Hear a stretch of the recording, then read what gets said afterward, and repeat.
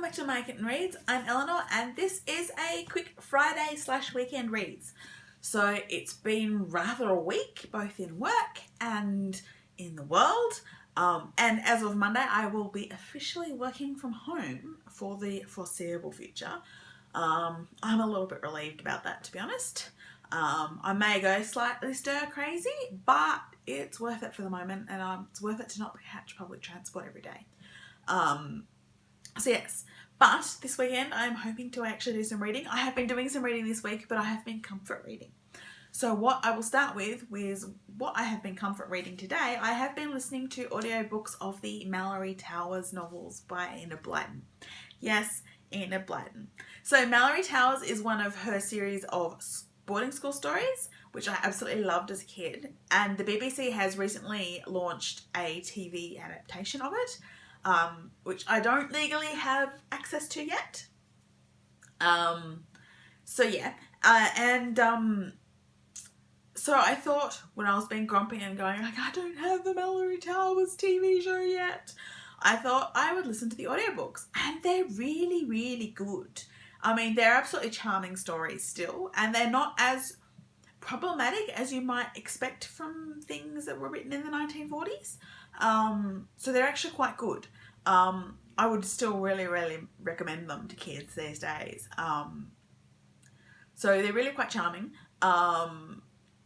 And the narrator, the person who's reading, the audiobook reader, Beth, Eyre, she's really good, and she does slightly different voices for each of the main girls and all that kind of stuff, and they're really entertaining. So the one that I'm currently reading is Upper Fourth at Malory Towers, which is the fourth book, obviously. For the Malory Towers ones, there's one for each year. The St. Clair's ones, I seem to remember, were variable. There was this 6 books, but there was like 2 in one year, I think, and there was one year that was missed completely. So yeah, but Malory Towers, so really enjoying that. So I shall continue listening to that audiobook, and knowing me, I may pick up another one. Like, I think the next one is, I can't remember what it's actually called, but it's the one in the 5th form. Anyway, so that's that. What I do want to try and do this weekend is finish one of the ebooks that is on my list that I am currently partway through. It is also a reread, but it is a reread that I'm doing in order to try and continue the series. So Mary Robinette Kowal's Glamorous History series, I've read the first 2 books. I have the 3rd book sitting on my Kindle waiting to read, but it's been so long since I read the first 2 that I am rereading Shades of Milk and Honey. So this is her series, which is essentially Regency romance, but with magic. So glamour is basically it's illusions. It makes things nicer. So essentially along with music and dancing and drawing, one of the womanly accomplishments for a gentle woman is glamour, and that is using this magic, this illusion, to enhance. So to enhance their appearance, to enhance their music, to enhance their paintings, to enhance the feel of a room.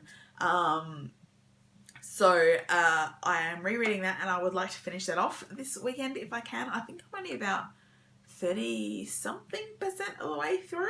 So I've got a fair bit to read, but it should be a really fun read. So I'm hoping to get to that.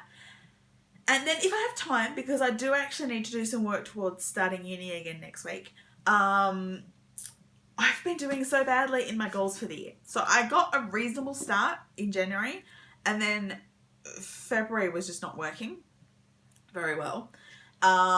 And haven't been, because I've been comfort reading, I haven't really hit any of them this month. So apart from, I did finish the Rebecca Roanhorse book I was reading. So if I get a chance to start something new this weekend, I was thinking I might pick up the Gilded Walls by Roshani Chokshi. So this is one of my outbreak books, so that helps that goal.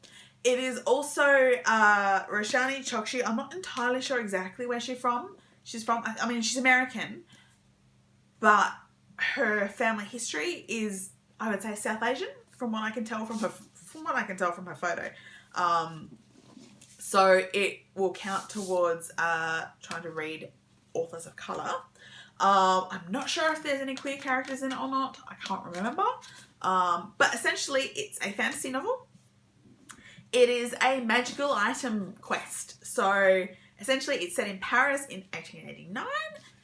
Victorian era, Paris, love it already. And essentially, the main character is a treasure hunter and wealthy hotelier. And then he gets the opportunity to go after something spectacular, his own inheritance. So he pulls together a team. So yay, team book. And goes searching for this magical item. So it's a gorgeous book. Like, this cover is just lovely. I heard some really good things about this. I just hadn't gotten around to picking it up. I think it was like my January book last year or something. Yes. It is, because I'm looking at my pin banner from our crate and the matching pin is the first one on it. So it was the January book for 2019. Yeah, I'm really hoping to distract myself away from the television, because I've been watching a lot of TV and it's been like crappy reality television, like Baby Ballroom and rewatching Queer Eye, and even this evening, I've been watching episodes of Comic Relief Bake Off and Sports Relief Bake Off from ages ago on YouTube. So I really need to stop and read something. But yeah, so those are the books that I am hoping to get to this weekend, for this Friday and for this weekend. Stay safe, everybody. Let me know what you're reading while you're staying indoors and staying safe and staying clean. And let's all do our best to try and bring some hope and joy to the world and to make everybody safe again. So I will see you all really soon. Bye.